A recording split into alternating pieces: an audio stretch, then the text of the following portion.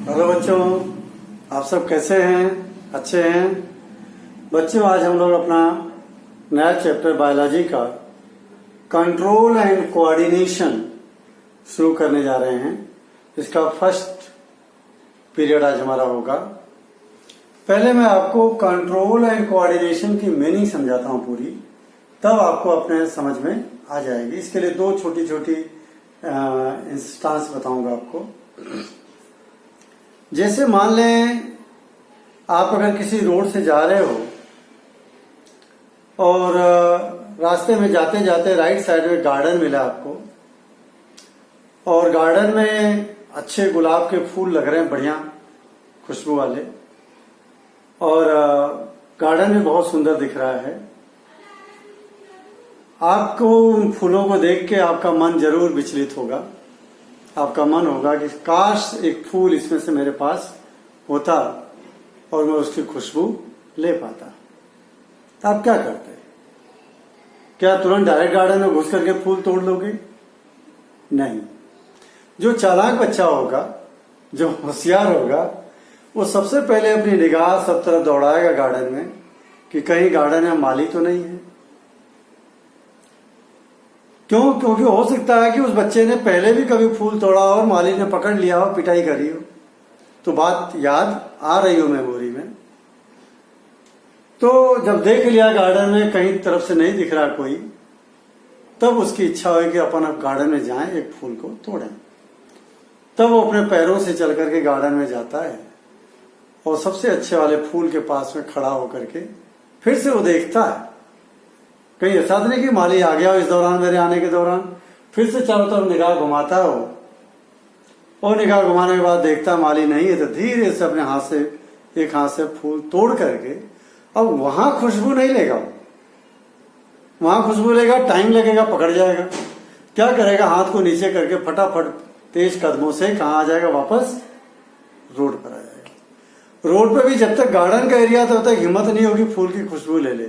फटाफट तेज कदमों से गार्डन के एरिया से आगे जब निकल जाएगा, तब वो फूल को लेकर के उसकी खुशबू लेगा और उसका मन जो है संतुष्ट हो जाएगा।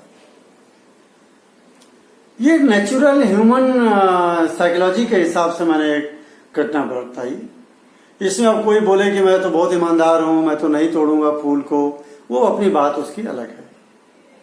लेकिन मैं उस बच्चे की बात कर रहा हूं जिसका मन उस फूल पे आ जाए और वो फूल लेना चाहता है, तो कैसे कैसे प्रतिक्रियाएं वो करेगा। अब इस पूरे घटना में आप देखो कि बॉडी के हमारे कौन कौन से अंग ने काम किया। सबसे पहले अगर ध्यान दो, हमारी आंखों का रोल है। आंखों ने फूल के ब्यूटी को देखा और हमारे मन को जो है वो उसकी ब्यूटी पसंद आ गई। फिर वापस आंखों ने ही जो है सारे तरफ निगाह घुमा करके माली को देखा। फिर दिमाग ने कमांड दिया पैरों के मसल्स को कि मूवमेंट करो और वहां तक जाओ। फिर पैर की मदद से वहां तक हम लोग गए, और फिर दिमाग ने ही वापस आंखों ने देखा, और फिर दिमाग ने ही हाथ के मसल्स को कमांड दिया कि उसको फूल को तोड़ लो। तोड़ करके अगेन वापस पैरों की मदद से आ गए। फिर 4 कदम आगे चलने के बाद में जब गार्डन खत्म हो गया, तब धीरे से उसकी फूल की सुंदरता देखने के बाद में, पहले फूल की सुंदरता अच्छे से देखी, फिर उसकी खुशबू दिया। तो नाक का भी रोल हो गया। नाक ने खुशबू जब ले लिया, मन संतुष्ट हो गया। अब या करके पूरा प्रोसेस कंप्लीट हुआ।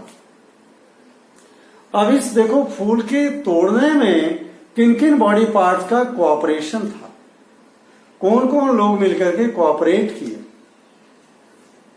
आंखों ने, पैरों ने, हैंड्स ने, नोज ने, और इनके सबके फंक्शन को, ये सभी अगर मिलकर नहीं काम करते तो काम नहीं होता अच्छी तरह से, रिजल्ट तक हम नहीं पहुंच पाते। इन सबके फंक्शन को कंट्रोल किसने किया? ब्रेन ने। किसने कंट्रोल किया? ब्रेन ने। इसलिए इस चैप्टर का नाम रखा गया है कंट्रोल एंड कोऑर्डिनेशन। सभी living things, all living things, चाहे वो प्लांट हो चाहे एनिमल्स हो, उनके जितने भी फंक्शन होते हैं, all functions are done with the help of coordination, with the help of cooperation of different organs, and these functions are controlled by brain. So this chapter is named as control and coordination. मेरे ख्याल से chapter के नाम की meaning समझ में आ गया। ऐसे घटना आपके स्कूल की देखो, आपके स्कूल में आप क्लास में पढ़ते हो, इस मेन मकसद क्या है, वहां फंक्शन क्या है, स्टडी। स्टडी आप कर पाते हो, किसकी किसकी मदद से कर रहे हो, कौन कौन कोऑपरेट कर रहा है। डायरेक्ट टीचर का ही रोल नहीं है, टीचर आपको पढ़ा रहा है एक वो है, लेकिन टीचर अगर टाइम पे बेल न बजे तो क्या टीचर क्लास छोड़ के चला जाएगा? नहीं, यहां प्यून का भी रोल है। प्यून टाइम पे बेल बजाता है तो टीचर अपने अपने टाइम से एक क्लास से दूसरे क्लास में जाता रहता है। और इन दोनों के फंक्शन को कि दोनों इस तरह से काम करेंगे, कंट्रोल कौन करता है? प्रिंसिपल। प्रिंसिपल कंट्रोल करता है। प्रिंसिपल प्यून और चपरा, प्यून और टीचर के फंक्शन कंट्रोल नहीं कर रहा। टीचर भी केवल पढ़ाने का काम करता नहीं रहेगा जब तक उसको उसके बदले में उसका वेतन टाइम पे ना मिले। वेतन टाइम पे देने में किसका रोल है? ऑफिस में क्लर्क का, ऑफिस में क्लर्क का, बाबू का। तो क्लर्क का भी कोऑपरेशन है। क्लर्क ही टीचर की, प्यून की, अपनी, प्रिंसिपल की, सबकी सैलरी बनाएगा और गवर्नमेंट से पेमेंट दिलवाएगा। और सबके फंक्शन को, प्यून के, क्लर्क को, टीचर के, स्टूडेंट्स के, चारों के फंक्शन को कंट्रोल कौन करता है? प्रिंसिपल। उसकी निगाह सबके फंक्शन पर रहती है। तो बच्चों, प्रिंसिपल एक तरह के स्कूल का पूरा ब्रेन हो गया, और जो टीचर है, प्यून है, क्लर्क है, स्टूडेंट्स हैं, they are the body parts. और ये सब एक दूसरे को कोऑपरेट करके फंक्शन करते हैं। टीचर स्टूडेंट को कोऑपरेट करता है, स्टूडेंट टीचर को कोऑपरेट करता है। अगर स्टूडेंट नहीं पढ़ना चाहे, बिल्कुल कोऑपरेट ना करें, टीचर कितना भी अकेला टीचर है, 40 बच्चे हैं, कोई बेंच पे खड़ा होकर डांस करने लग जाए, कोई चिल्लाने लग जाए जोर जोर से, कोई और भी एक्टिविटी करने लग जाए, कोई टीचर बोर्ड पे कुछ भी लिखे आके रब कर दे, क्या टीचर पढ़ा पाएगा? नहीं पढ़ा पाएगा। तो दोनों के कोऑपरेशन से स्टडी होगी, तीनों की कोऑपरेशन से स्टडी होगी, तब जाकर के पढ़ाई होगी। और सबके फंक्शन को कंट्रोल कौन करेगा? प्रिंसिपल। बच्चों, एक तो ये मैंने 2 घटनाओं से इस चैप्टर की मीनिंग समझाया। अब देखिए, इन सारे फंक्शन को कंट्रोल करने के लिए लिविंग बॉडी में यानी एनिमल्स में भगवान ने 2 चीजें बनाई हैं। कंट्रोलिंग का काम एनिमल्स में 2 चीजें करती हैं। कंट्रोल कौन करेगा?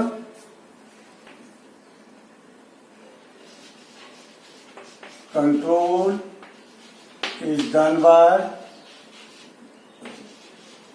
नर्वस सिस्टम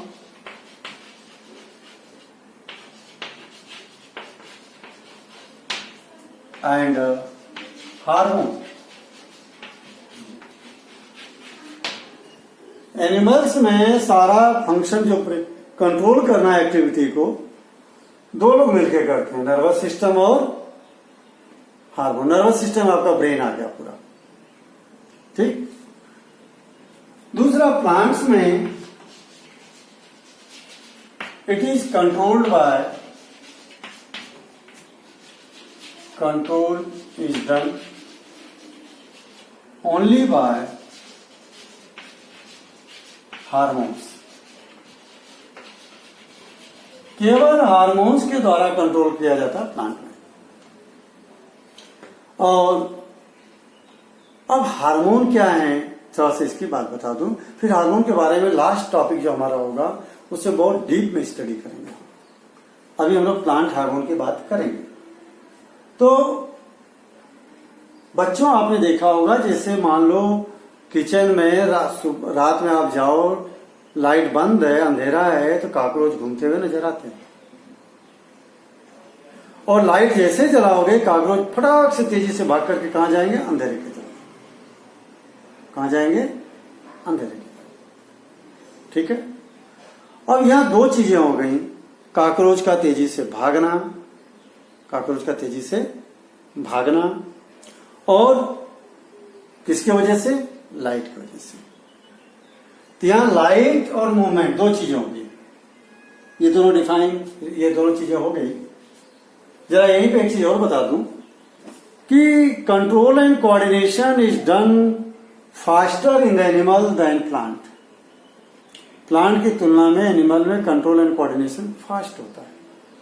जैसे लाइट जली, कॉकरोच एकदम से तेजी से भाग गया दौड़ करके। आप रास्ते में जा रहे हो, आपके पैरों के पास स्नेक दिख गया, आप तुरंत भाग जाओगे।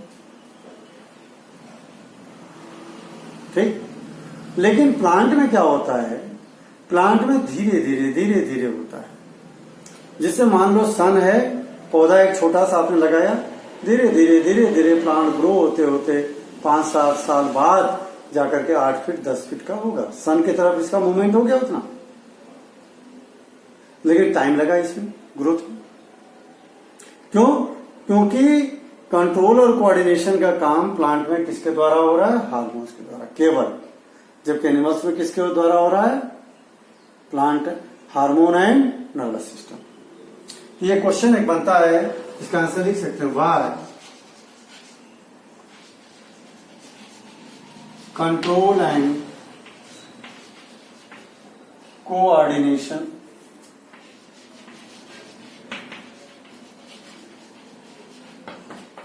in animal is faster than plant। Plant की तुलना में एनिमल में जो है कंट्रोल और कोऑर्डिनेशन का काम क्या होता है? फास्टर होता है, तेज होता है। अब मैं 2-3 घटनाएं बताता हूं आपको, इसको रब कर दें। इसका आंसर लिख लेंगे क्यों होता है? Because in animal it is done by nervous system as well as by hormonal system, but in plant it is done by only hormone. इसका आंसर ये हो जाएगा।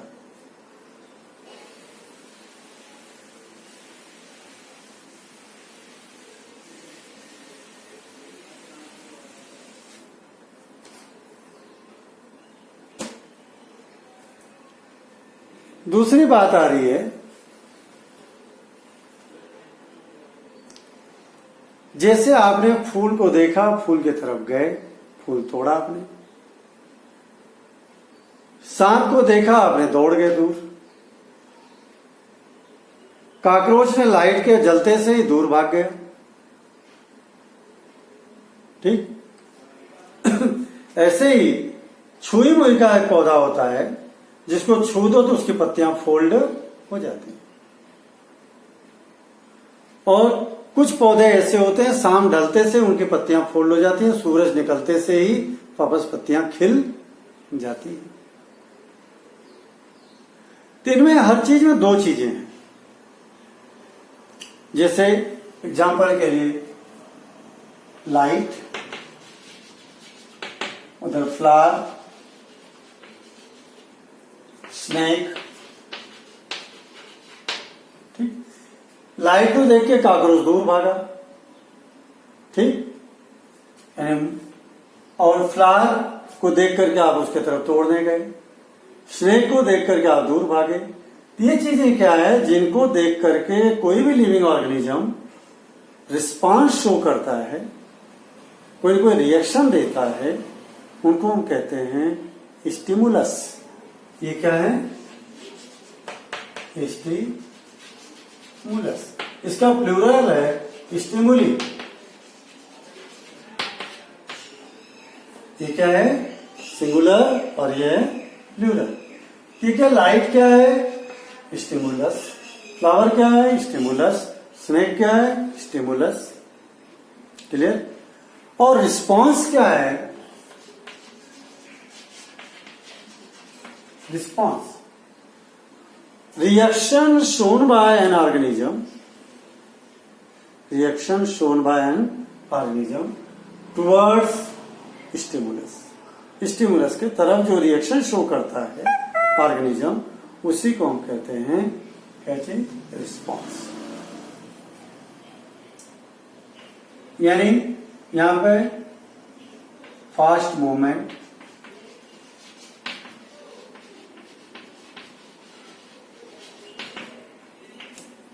प्लगिंग फ्लावर,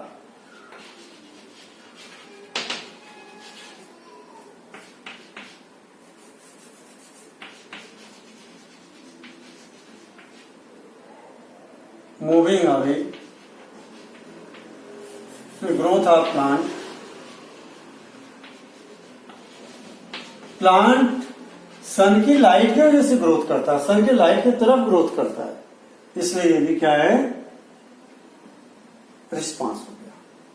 अब दोनों की देखो एग्जांपल दे दिया मैंने, अब डिफाइन बता देता हूं आपको। स्टिमुलस का डिफाइन क्या हो गया,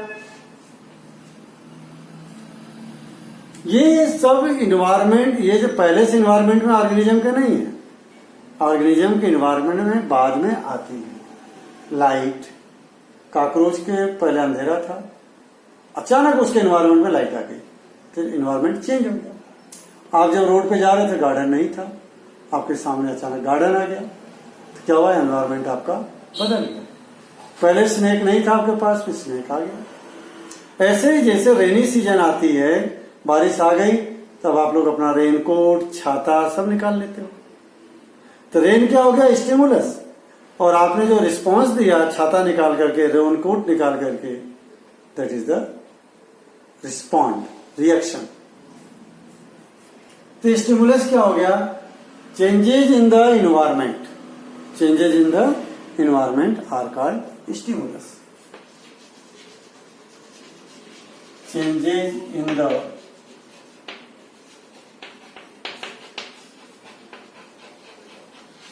environment is called stimulus. Example ये हो गया, एग्जाम्पल। रिस्पॉन्स क्या हो गया, reaction shown by an organism towards stimulus is called response. Reaction shown by an organism towards stimulus। ये देखो, reaction shown by an organism towards stimulus, stimulus के तरफ जो है जो भी रिएक्शन शो करता है वो रिएक्शन ही क्या कहलाएगा, रिस्पॉन्स। और स्टिमुलस और रिस्पॉन्स, स्टिमुलस के एग्जाम्पल हो गए लाइट, फ्लावर, स्नेक, रेन, ये सब। और रिस्पॉन्स के एग्जांपल हो गए fast movement, plugging of the flower, plugging flower, growth of plant, ये सब क्या हो गए, रिस्पॉन्स। क्लियर। अब हम बात करने जा रहे हैं कि प्लांट के अंदर देखते हैं कंट्रोल एंड कोऑर्डिनेशन।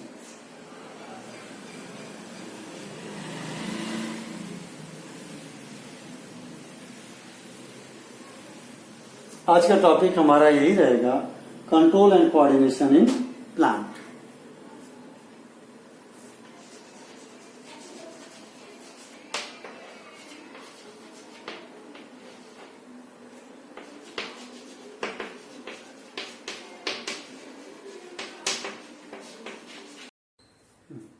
बच्चों, control and coordination in plant, it is done by hormones. Plant के अंदर कंट्रोल एंड कोऑर्डिनेशन किसके द्वारा होता है, हार्मोन्स के द्वारा। हार्मोन्स क्या है, हार्मोन्स आर केमिकली प्रोटीन, वो एक तरह के प्रोटीन है, और काम क्या करते हैं, they control and coordinate, control और कोऑर्डिनेशन का काम करेंगे, and regulate growth of an organism, किसी भी ऑर्गेनिज्म के ग्रोथ को, ऑर्गेनिज्म मतलब प्लांट और एनिमल दोनों के लिए हो गया, उसकी ग्रोथ को भी कंट्रोल करते हैं। जैसे हम लोगों के बॉडी में हमारी ग्रोथ हार्मोन्स के द्वारा कंट्रोल होती है, ठीक, और बॉडी की जो दूसरी एक्टिविटी है वो भी हार्मोन्स के द्वारा कंट्रोल होती है, ठीक है। अब जो हम बात करते हैं Plant hormones are also known as phytohormones. Plant hormones are also known as phytohormones.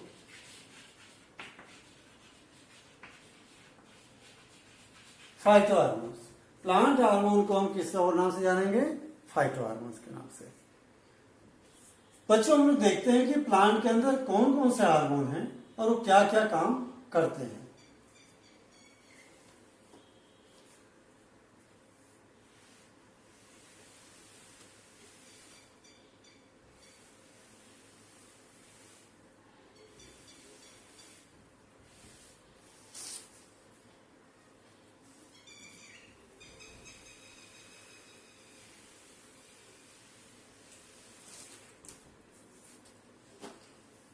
Plant hormones जो हमारे सिलेबस में पढ़ने हैं, एनसीईआरटी के बुक में 4 हार्मोन्स दिए हैं। उन्हीं चारों हार्मोन्स की हम बात करेंगे। एक हार्मोन्स मैं अपनी तरफ से एक्स्ट्रा और बता दूंगा। पहला हार्मोन्स वहां पे ऑक्सीन हार्मोन्स, और इनका रोल ये लिस्ट बना लेना, एग्जाम में पूछा जाता है। हार्मोन्स में नंबर 1 ऑक्सीन हार्मोन।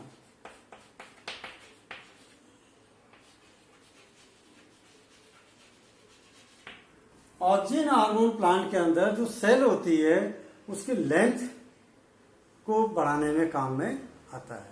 जब सेल की लेंथ बढ़ेगी तो प्लांट लंबाई में बढ़ेगा। ठीक,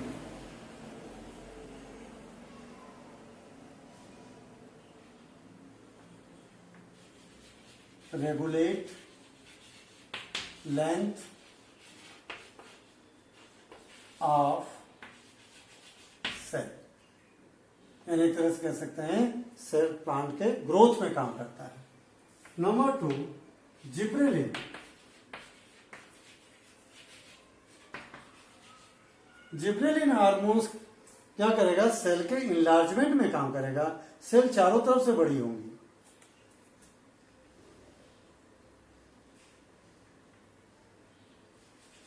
रेगुलेट इनलार्जमेंट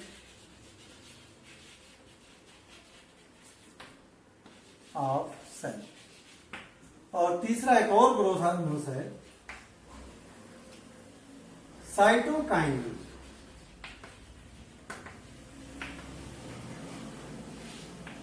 साइटोकाइनिन क्या करेगा?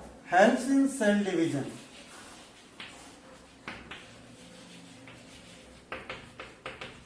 बच्चों देखो, मैंने तीनों में सेल का नाम लिया है, यहां पर भी, यहां पर भी, यहां पर भी। रियल में जो प्लांट की लंबाई बढ़ती है, मोटाई बढ़ती है, वो सेल बढ़ेंगी तो प्लांट की लंबाई बढ़ेगी, मोटाई बढ़ेगी। तो सेल का डिवीजन करना है, एक सेल से 2 सेल, 3 सेल, 4 सेल, तो बनाने में कौन हेल्प करेगा? Cytokinin. Cytokinin is responsible for the cell division. अब सेल डिवाइड हो गई तो उसको लंबाई में भी बढ़ना है, मोटाई में भी बढ़ना है। तो लंबाई में बढ़ाने में कौन मदद करेगा? Regulate length of cell. ठीक, और मोटाई में चारों तरफ से कौन बढ़ाएगा? Regulate enlargement of cell. Cell की मोटाई, चौड़ाई, सब। एक तरह से हम देखें ये तीनों कैसे हार्मोन हो गए? Growth hormone. ग्रोथ हार्मोन अगर एग्जाम में पूछा जाता है, इन तीनों का नाम आपको लेना है। तीनों कैसे क्या क्या रहेंगे? Growth hormone. और चौथा है एब्सिसिक एसिड।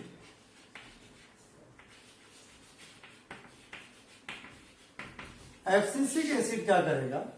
2 काम है इसका। एक तो प्लांट के ग्रोथ को इनहिबिट करेगा, रोकेगा। जैसे मान लो ये किसी प्लांट की लीफ है, अब लीफ की साइज जो है इतनी होनी है, इस प्लांट की लीफ की साइज इतनी, और जब इतनी साइज हो जाएगी लीफ की, तब इसकी ग्रोथ को वो हार्मोन क्या करेगा? स्टॉप कर देगा। अदरवाइज ये लीफ तो बढ़ती जाए, बढ़ती जाए, बढ़ती जाए। तो किस ऑर्गन का कितना साइज होगा, उतना साइज के बाद वो क्या करता है? ग्रोथ को रोक देता है, यानी इनहिबिट्स द ग्रोथ। इनहिबिट्स माने रोकना, इनहिबिट्स द ग्रोथ को रोकता है। और इसके अलावा साल में एक बार आपको पता पतझड़ ऋतु आता है, पौधों की पत्तियां झड़ जाती हैं, नई पत्तियां आती हैं। पत्तियों को झड़ने में भी कौन हेल्प करता है? यही हार्मोन।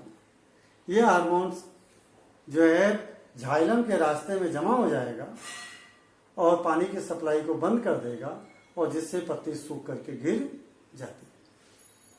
तो दूसरा रोल है इसका wilting of leaves. Wilting of leaves, पत्तियों के झड़ने में भी यही हार्मोन मदद करता है, एब्सिसिक एसिड।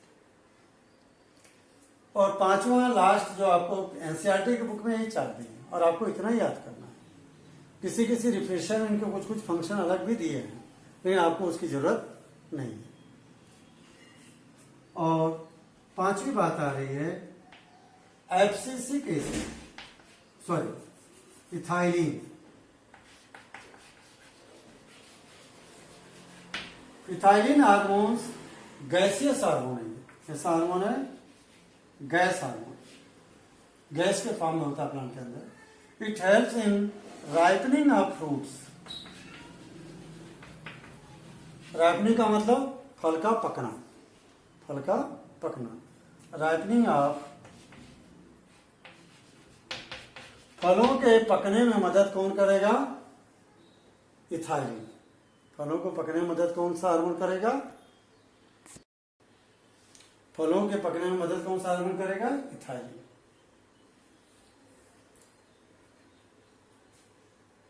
अब बात करते हैं हम लोग थोड़ा सा और हार्मोन की रोल। ये तो रोल पांचों याद कर लेना बच्चों, एग्जाम में इनमें से कई बार 3 को पूछ लेगा 3 नंबर में, 1 को पूछ लेगा 1 नंबर में। इस तरह से आता जरूर है इस टॉपिक से, इसलिए आपको आना चाहिए। इनमें से 3 शुरू के ग्रोथ हार्मोन्स हैं और एक चौथा वाला ग्रोथ इनहिबिटर्स है, ग्रोथ को रोकने वाला, और 5वां जो है फलों को पकाने वाला। ठीक,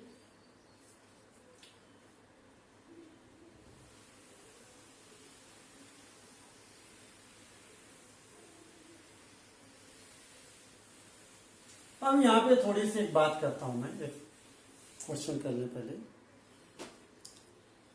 अगर हमारे पास में कोई गमले वाला पौधा है, हम लोग अपने रूम में खिड़की के पास में रख दें, उसको विंडो के पास में रख दें, कुछ दिनों बाद आप देखोगे कि पौधा सीधा ना जाकर के विंडो की तरफ बेंड कर गया। तो ये बेंडिंग ऑफ शूट कैसे हो रहा है इसका? तो अब ये समझते हैं थोड़ा सा, bending of shoot. How shoot of a plant bends towards light। Light की तरफ या विंडो की तरफ कैसे उसकी शूट बेंड हो जाती है। मान लीजिए आपके दीवार की विंडो है,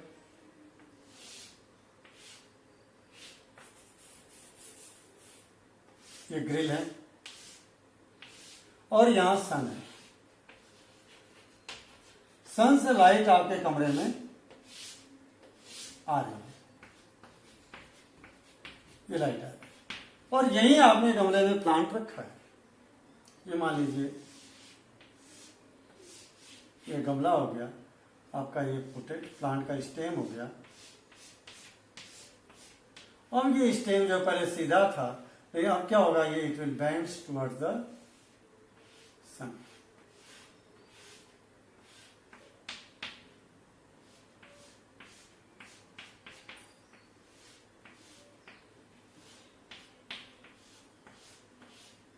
ये इस तरफ से बेंड होने लग गया, धीरे धीरे धीरे क्या हो जाएगा, बेंड हो गया। बेंड क्यों हो रहा है, यही समझाना चाह रहा हूं आपको मैं। देखिए, जो हमारा ऑक्सीजन हार्मोन है,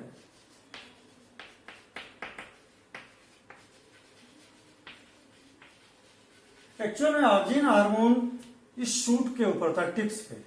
कहां होता है? टिप्स ऑफ द शूट, इस तरफ, यहाँ शू स्टेम के चारों तरफ होगा। ठीक, लेकिन इसको फोबिया है किससे? लाइट से। लाइट से डरता है, दूर भागता है। It moves away from the light. जब लाइट यहाँ पड़ रही है यहाँ पे, तो जो लाइटेड एरिया है इधर जो है ऑक्सीजन हार्मोन नहीं है, शिफ्ट हो गया किधर, शेडेड एरिया इस तरफ। ठीक, यानी oxygen hormone shifted towards shade area, या शेडेड एरिया, जिधर छाया वाला इलाका है उस तरफ आ गई। अब ऑक्सीजन हार्मोन इधर है ही नहीं, इधर की सेल ग्रो कम करेगी, इधर की सेल ज्यादा ग्रो करेगी। जब इधर की सेल ग्रो करेगी तो सूट इधर से बड़ा होगा, इधर से बड़ा नहीं होगा, तो निश्चित रूप से बैंड हो जाएगी। तो आपको एग्जाम में इतना ही लिखना, 2-3 लाइन में, oxygen hormones move away shifted towards the, oxygen hormone shifted towards the shaded area. किस ओर शिफ्ट हो जाता है, शेडेड एरिया का, फ्रॉम लाइटेड एरिया। लाइट वाले एरिया से जो है शिफ्ट हो गया किधर, shaded area. So cell of the shaded area grow faster than the lighted area. Shaded area की जो सेल्स हैं लाइटेड एरिया की तुलना में फास्टर ग्रो करेंगे, therefore plant bends towards the light. इसलिए प्लांट जो है लाइट की तरफ बेंड हो जाता है। 3 सेंटेंस लिखने आपको। पहले सेंटेंस से क्या, oxygen hormone shift toward the shaded area from lighted area, so cell of shaded area grow faster than lighted area, therefore plant bends towards the light. ये तीसरी बात हो गई और इस क्वेश्चन का आंसर आपका कंप्लीट हो गया। ओके बच्चों, अब बात करने जा रहे हैं हम लोग थोड़ी सी और। प्लांट में जो मूवमेंट होती है, 2 तरह के मूवमेंट है।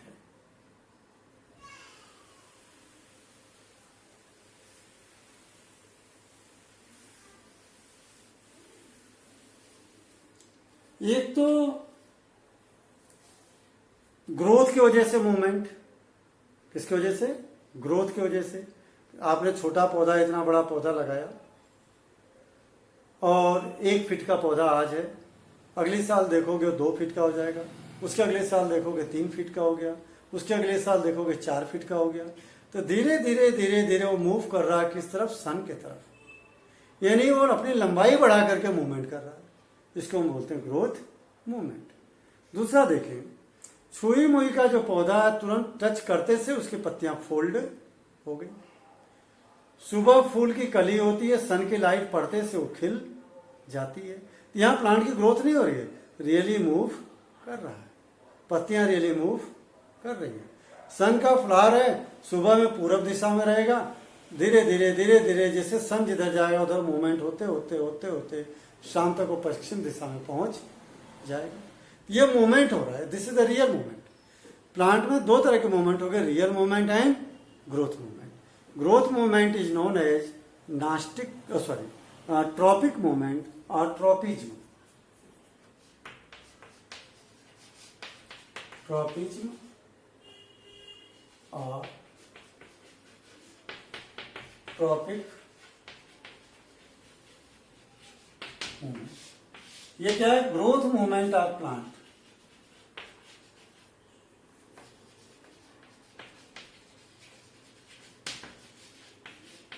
प्लांट के ग्रोथ करने की वजह से जो मूवमेंट दिख रहा है, पौधा आज यहाँ नीचे है, कल को यहाँ पहुंच गया, किसकी वजह से पहुंचा, यहां से वहां तक मूव किसकी वजह से हुआ, ग्रोथ की वजह से।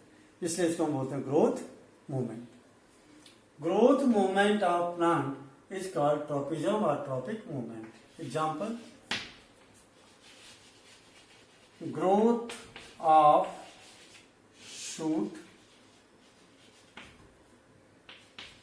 towards sun or growth of root towards earth, growth of root towards earth। और नास्टिक मोमेंट क्या है,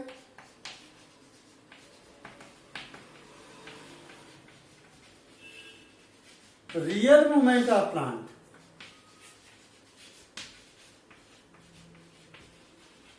रियल मूवमेंट ऑफ, सच में जो मूवमेंट हो रहा प्लांट का वो कहलाएगा नास्टिक मूवमेंट। इसके एग्जांपल में आप लिख सकते हो फ्लावरिंग ऑफ, फ्लावरिंग फूल का खिलना। दूसरा folding of mimosa plant leaves, यानी छुई हुई, touch me not, folding of, touch me not plant, folding of leaves करना पड़ेगा, folding of leaves of, folding of leaves of touch me not plant, यानी mimosa plant, छुई मुई plant. Mimosa plant भी कहते हैं इसको, मिमोसा,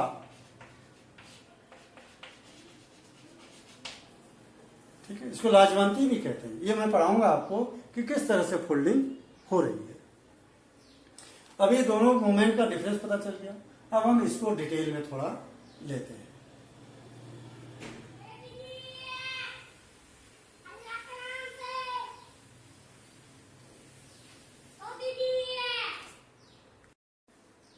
ट्रॉपिक मूवमेंट बच्चों, हम लोग 5 तरह के ट्रॉपिक मूवमेंट देखेंगे। सबसे पहला है phototropism. Phototropism, photo means light,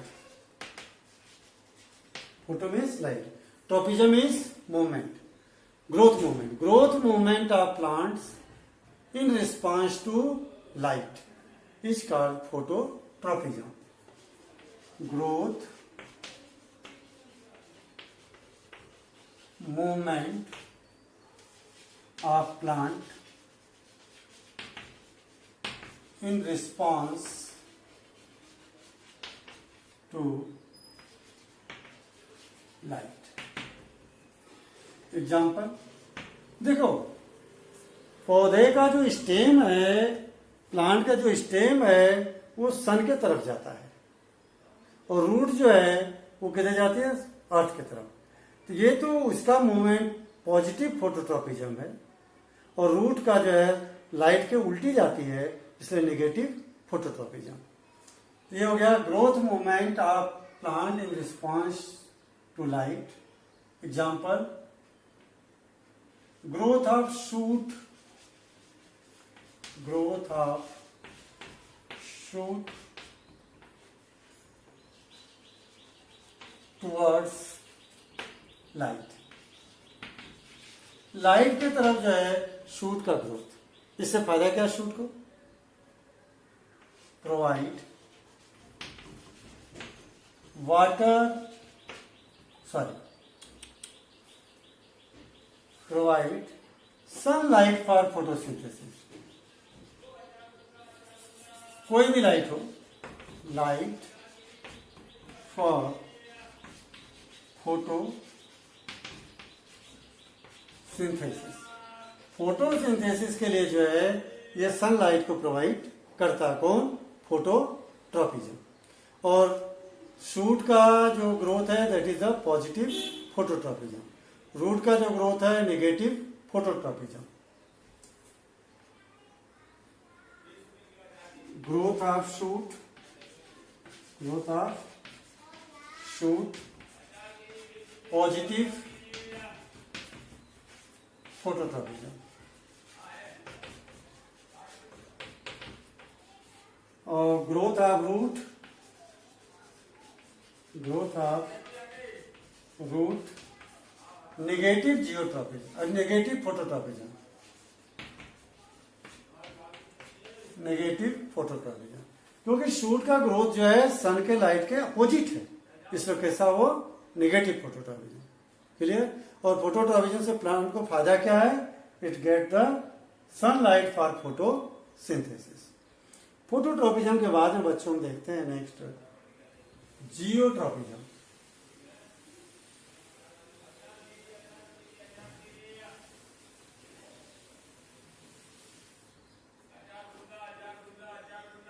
Jio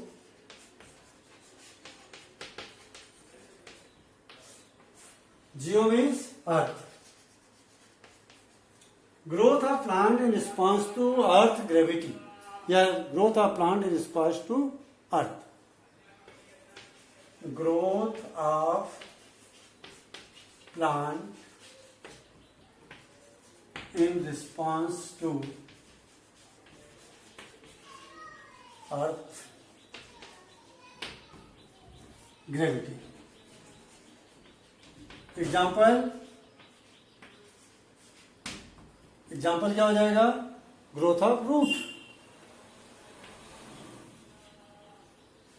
growth of root provide, यही लिख देता हूं मैं, प्रोवाइड वाटर एंड मिनरल। पौधे को जियोट्रॉपिज्म से क्या मिलेगा? फायदा क्या है? पानी और मिनरल मिलेगा। तो जो बच्चों रूट का ग्रोथ है पॉजिटिव जियोट्रॉपिज्म हो गया, और ये फोटोट्रॉपिज्म के सनलाइट के उल्टा है। ठीक है, सन से दूर जा रहा है, यानी ये क्या हो गया? Negative phototropism. तो जियोट्रॉपिज्म क्या है? ये देखो, growth of root positive geotropism, और ग्रोथ ऑफ शूट क्या है? अर्थ के अपोजिट जा रही है तो नेगेटिव हो गया, नेगेटिव जियोट्रॉपिज्म। क्लियर? शूट का ग्रोथ ऊपर हो रहा है, अर्थ के अपोजिट हो रहा है, इसलिए वो नेगेटिव जियोट्रॉपिज्म। ये दो पढ़ लिया हम लोगों ने। तीसरी बात कर रहा हूं मैं अब, एक और देखें।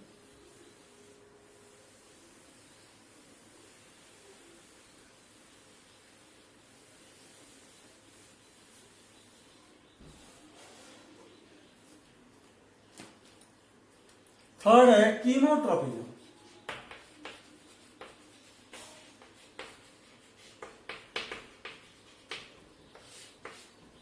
Growth of plant in response to chemicals is called chemotropism.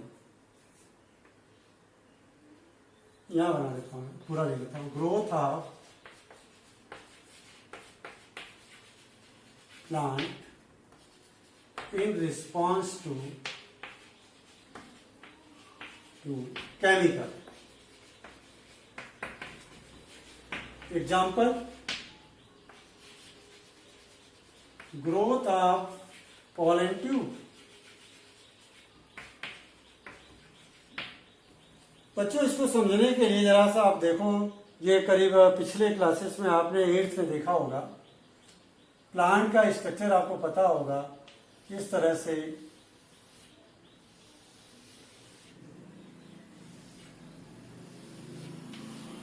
Plant में ये ओवरी, ये स्टाइल और ये स्टिग्मा, यहां जो होता है ये ओव्यूल होता है।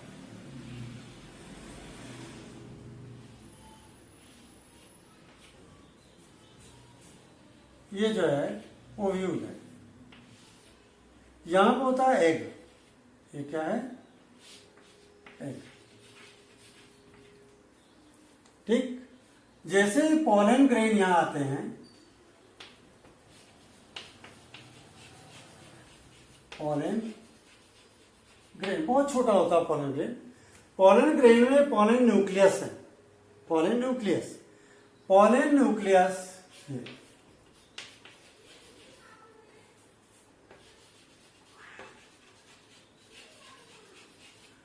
न्यूक्लियस जब तक एग से नहीं मिलेंगे तब तक सीड और फ्रूट्स नहीं बनेंगे। तो पॉलन न्यूक्लियस का यहां आना जरूरी है। अब पॉलन ग्रेन तो बहुत छोटा सा, यहां कैसे पहुंचेगा? तो पॉलन ग्रेन क्या करता है? डिलीवर द ट्यूब, यहां से ट्यूब डिलीवर करता है ऐसे, ये अब पॉलन ट्यूब को, ये तो छोटा सा था लेकिन लंबा होने के न्यूट्रिएंट चाहिए, फ्रूट्स उसको न्यूट्रिएंट्स चाहिए। न्यूट्रिएंट क्या है, फूल में मीठा रस होता है जिसको सुगरी सब्सटेंस कहते हैं।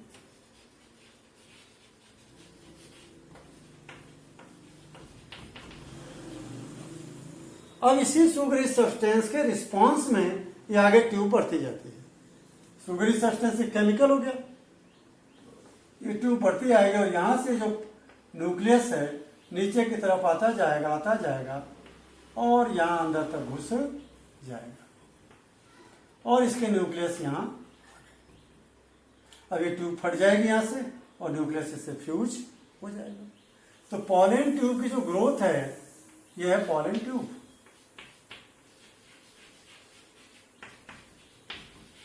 पॉलन ट्यूब की ग्रोथ किसके रिस्पांस में, सुगरी सब्सटेंस के रिस्पांस में। ये किसका एग्जांपल है, कीमोट्रोपिज्म। ये लिखा हमने, growth of pollen tube in response to sugary substance. ये बच्चों एग्जांपल हो गया कीमोट्रोपिज्म का। Clear.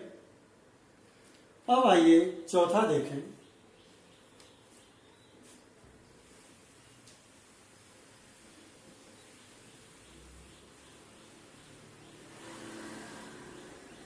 Hydrotropism. Hydro means water, tropism means movement. Movement in response to water is called hydrotropism. Fourth है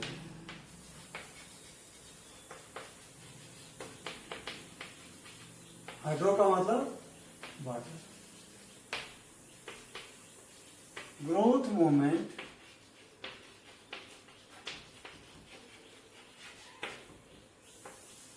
in response to water is called hydrotropism.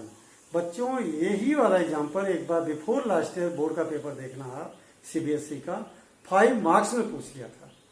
उसमें पूछा था design an activity to show the hydrotropism and explain it.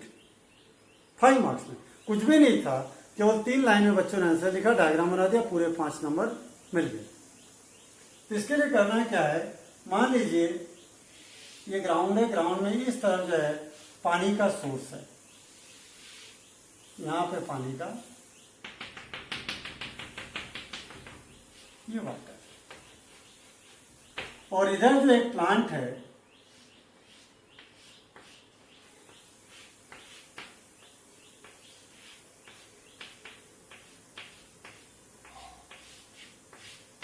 ये plant है, इसकी जो roots हैं वो अपन देखते हैं, यहां नीचे ड्राई सॉइल है।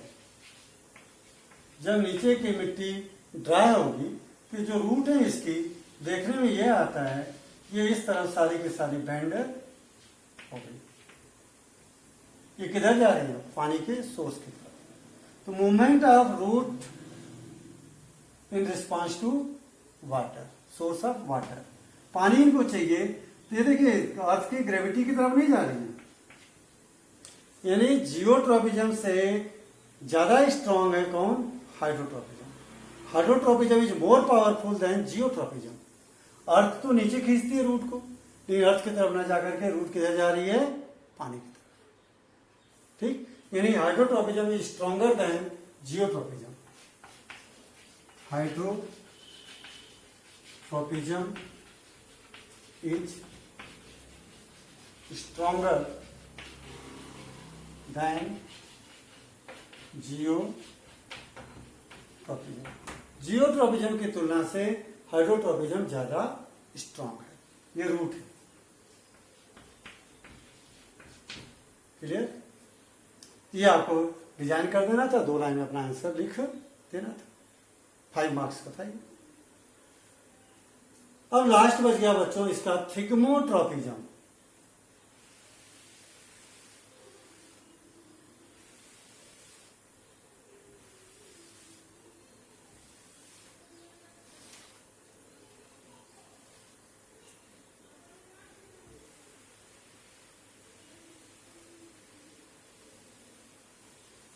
थिग्मो का मतलब होता है, थिग्मो का मतलब टच।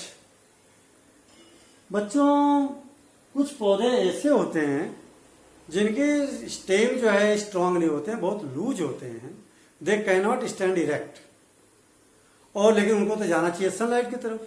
तो इसके लिए क्या करते हैं भगवान, उनमें देखिए उनके लीफ के पास से ऐसी ये देखो, ये टेंड्रिल, इसको क्या बोलते हैं, ये टेंड्रिल है, देख रहे हो, ये टेंड्रिल, देखिए ये वाला टेंड्रिल छोटा है, ये वाला टेंड्रिल छोटा है, इसकी ग्रोथ नहीं हुई क्योंकि किसी चीज को टच नहीं कर पाया था, और ये टेंड्रिल अपने ही टेंड्रिल को टच कर लिया था, आगे कुछ धागा था उसकी वजह से आगे स्टेम से लिपट जाता था, ये गोल गोल, ये बढ़ने लग गया, ये टेंड्रिल बढ़ने लग गया, ये किसी चीज सपोर्ट को लिपट जाएगा, उस प्लांट को सहारा देगा, प्लांट ऊपर की तरफ जाएगा, इसको हम बोलते हैं टेंड्रिल। टेंड्रिल की ग्रोथ तभी होती है जब ये किसी चीज को टच कर जाए। इसमें ऑक्सीजन हार्मोन इसके बेस में ज्यादा होता है, यहां नहीं होता है, यहां बेस की तरफ से लंबाई बढ़ती जाएगी और ये आगे किसी चीज को पा जाएगा तो उसके चारों तरफ लिपट जाएगा, ठीक, इसको बोलते हैं थिग्मोट्रोपिज्म।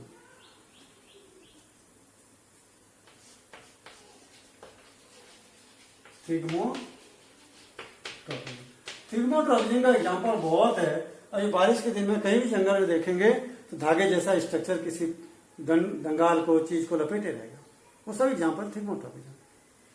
मटर में होता है, करेले में होता है, लौकी में होता है, अंगूर के बेल में होता है, जो भी बेल वाली चीजें हैं सब में भगवान क्या करता है, टेंड्रिल बना के देता है, जिससे कि टेंड्रिल की मदद से ये ऊपर की तरफ सपोर्ट पा करके चढ़ सके। यानी growth movement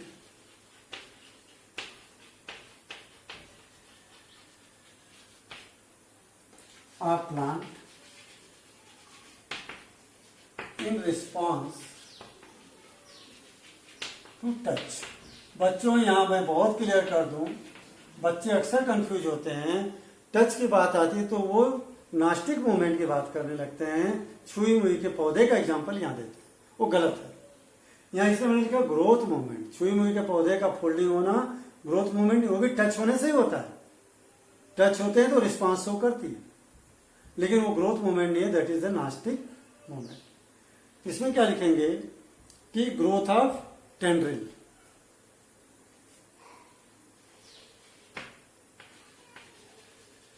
growth of tendril in response to touch। Touch के रिस्पांस में जो टेंड्रिल है लिपटने का, उसी को हम बोलते हैं थिग्मोट्रोपिज्म। जैसे एग्जांपल स्टेम बना रहा हूं मैं, देखिए मान लीजिए यहां से लीफ निकली है, यहीं से टेंड्रिल निकलता है, ये tendril,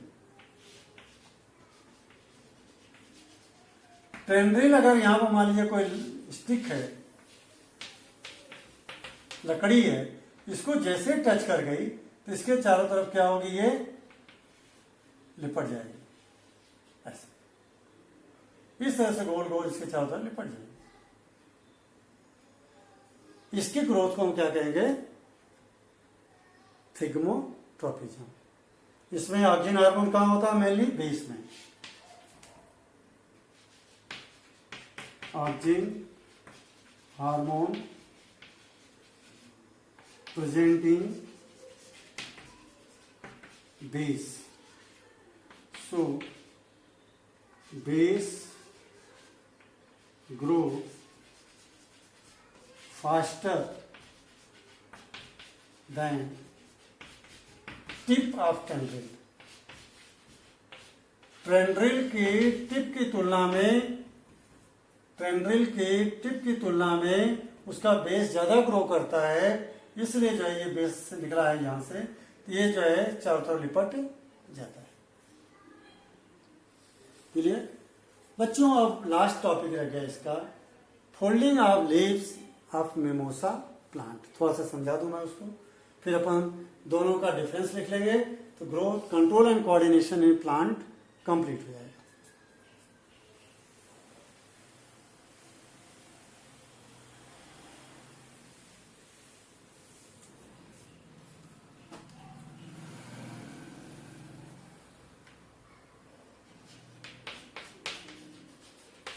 nastic movement of Lajwanti plant. सभी नामों को मैं जोड़ दे रहा हूं कहीं कहीं। लाजवंती प्लांट का मतलब mimosa plant, touch me not plant, पहले लिख चुका हूं मैं। देखिए इसमें क्या होता है, इसकी जरा समझ लो। जिससे मान लीजिए इसकी लीव्स हैं ये,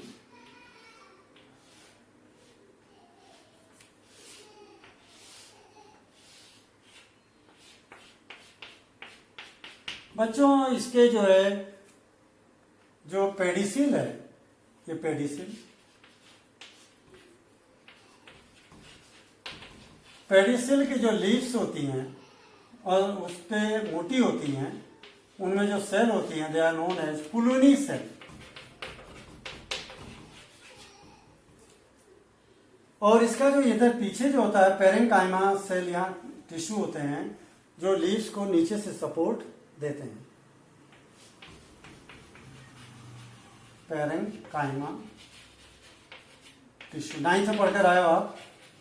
parenchyma they are supporting tissue. Leaves नीचे की तरफ नहीं आएगी, जब भी फोल्ड होगी ऊपर की तरफ। ये स्ट्रेट क्यों है? ये जो सेल देख रहे हो इनमें पानी भरा हुआ है, जैसे बलून चिपका हुआ है, पानी भर दो क्या हो जाएगा? टर्जिट हो जाएगा। टर्जिट का मतलब स्ट्रेच हो जाना, फैल जाना, फूल जाना। क्या वर्ड यूज कर रहा हूं मैं? टर्जिट।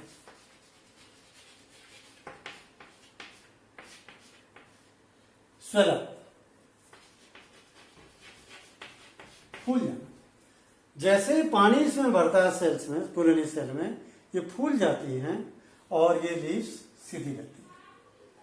और जैसे हम इसको टच करते हैं, when we touch the leaf, information of touch is send to the pulvini leaves with the help of ions. Information of touch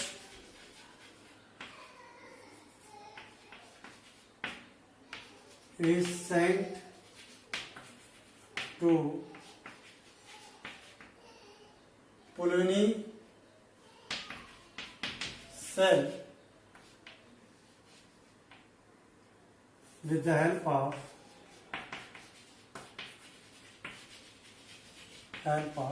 ions.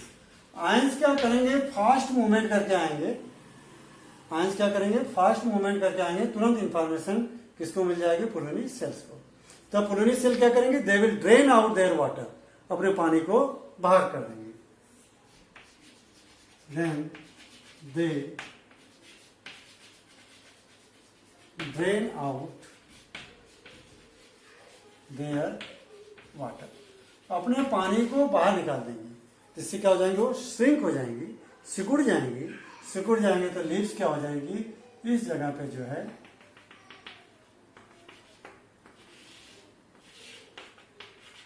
Fold हो जाएंगे। ठीक है, यहां की वजह भी ऐसे फोल्ड हो जाएगी। तो सभी लीव्स ऐसे फोल्ड हो जाएंगी। Then they drain out their water, so they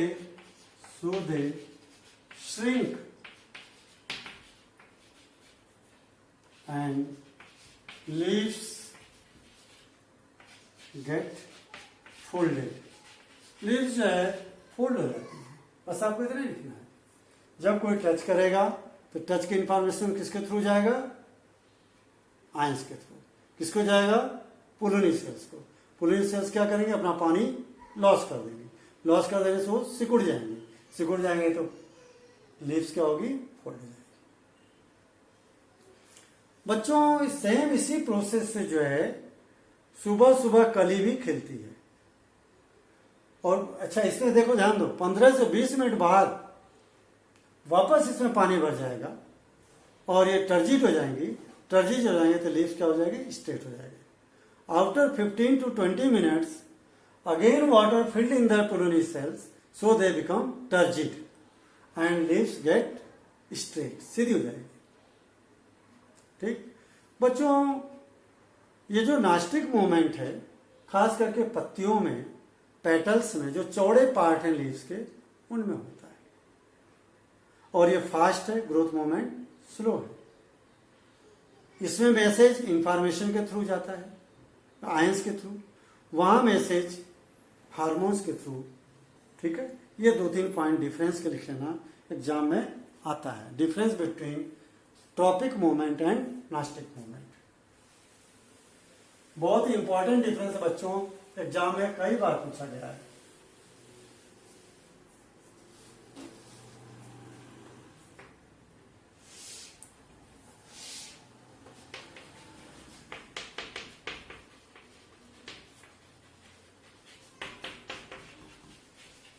nastic movement समझ में आ गया अब आपको, इसलिए इसको लिखना आसान है। It is growth movement. ये कैसा है? Growth movement. और ये it is real movement.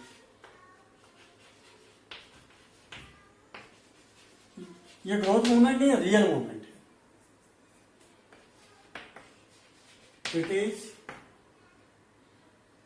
Slow और it is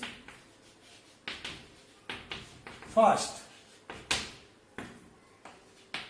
information is sent by hormones, और यहां इंफॉर्मेशन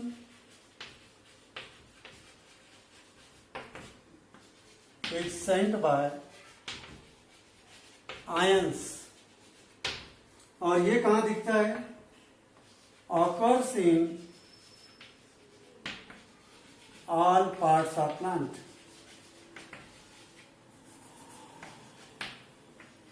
प्लांट के सभी हिस्सों में होता है, और ये occurs in flat organs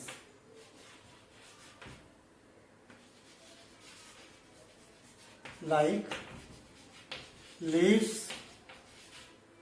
and petals।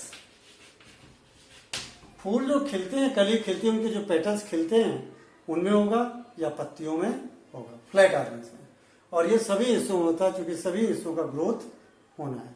ये 4 पॉइंट बच्चों डिफरेंस के लिख दिया मैंने, एग्जाम में बहुत ही इंपॉर्टेंट है, ये आता है। ओके बच्चों, तो आज का टॉपिक यही तक रहेगा। Have a good day.